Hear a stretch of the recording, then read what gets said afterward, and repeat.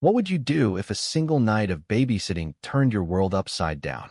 I never imagined that agreeing to watch my sister-in-law's kids would lead to police pounding on my door at dawn, their questions cutting through the fog of my sleepless night. My name is Emily, and this is how one favor spiraled into a nightmare that tested my courage and forced me to confront truths I wasn't ready for. It was a chilly Friday evening when Sarah, my brother's wife, called me in a panic. Her voice trembled as she explained that she and Tom had to rush to a hospital out of town. Her mother had suffered a stroke. Please, she begged, can you watch the kids tonight? Just one night. We'll be back by morning. Her twins, Mia and Max, were four, bundles of energy with bright eyes and endless questions.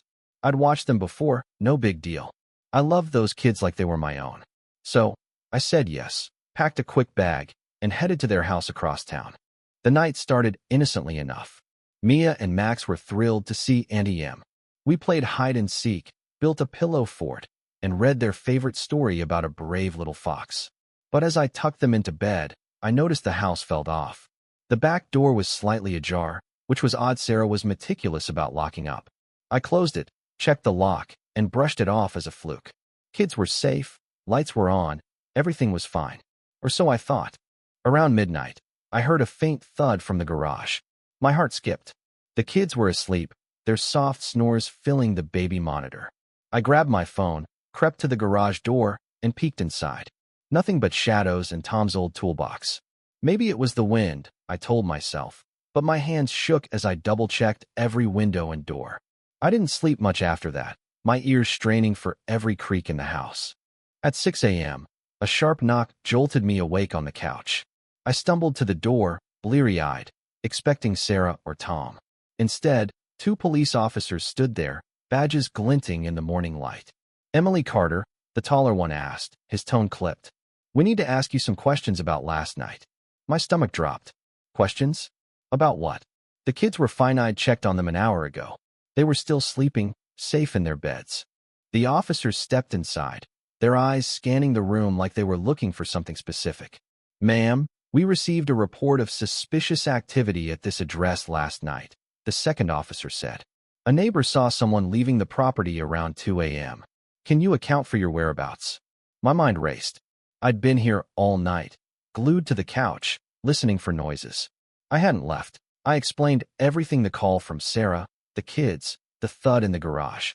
The officers exchanged glances. We're also looking into a missing person report, the first officer said. Sarah and Tom never made it to the hospital. My knees buckled. What? They'd left me with the kids to visit Sarah's mom, hadn't they? I fumbled for my phone to call Sarah, but it went straight to voicemail. Tom's did too. The next few hours were a blur. The police searched the house, finding nothing out of place except that damn back door, which they noted had no signs of forced entry. Mia and Max woke up, confused and clingy, asking for their parents. I held them close, my heart breaking as I tried to stay calm for their sake. The officers left, promising to follow up, but their questions lingered like a bad dream. Why hadn't Sarah and Tom reached the hospital? Who was in the house last night? And why did I feel like I was being watched? Desperate for answers, I called Sarah's mom's hospital. The nurse's words hit like a punch. She's stable, but no one's visited since yesterday afternoon. My breath caught. Sarah had lied. There was no emergency. But why? I started digging, checking their social media, their texts, anything for a clue. That's when I found a cryptic message on Sarah's phone, left on the kitchen counter. Meet me at the usual spot. Bring it. Midnight. It wasn't from Tom. My mind spun. Was Sarah caught up in something dangerous? Was Tom? I remembered the thud, the open door, the figure the neighbor saw. Had someone been here, watching me, watching the kids? I called a friend to take Mia and Max to her place, then drove to the usual spot, a rundown diner on the edge of town Sarah had mentioned once. It was a long shot, but I had to know. The diner was nearly empty, but there, in a corner booth, sat Sarah. Alone. She looked haggard, her eyes darting nervously. When she saw me, she froze. What are you doing here? She whispered. I didn't hold back. I told her about the police, the lie, the message. Her face crumpled, and she confessed. She and Tom were in debt, deep in a mess with some bad people. They planned to hand over cash last night to buy time, But something went wrong. Tom was missing, and she was terrified. I wanted to scream, to shake her for dragging me into this, for endangering her kids. But I saw the fear in her eyes, the same fear I'd felt all night. She wasn't a villain, just a desperate mother who'd made terrible choices. I took her hand. "We'll figure this out," I said, though I had no idea how. We went to the police together. Sarah told them everything about the loan sharks, the drop-off, Tom's disappearance. They found him later that day, shaken but alive, hidden in a motel. The people they owed were arrested, and the kids were safe. But as I hugged Mia and Max goodbye, I realized how close we'd come to losing everything. That night taught me something profound.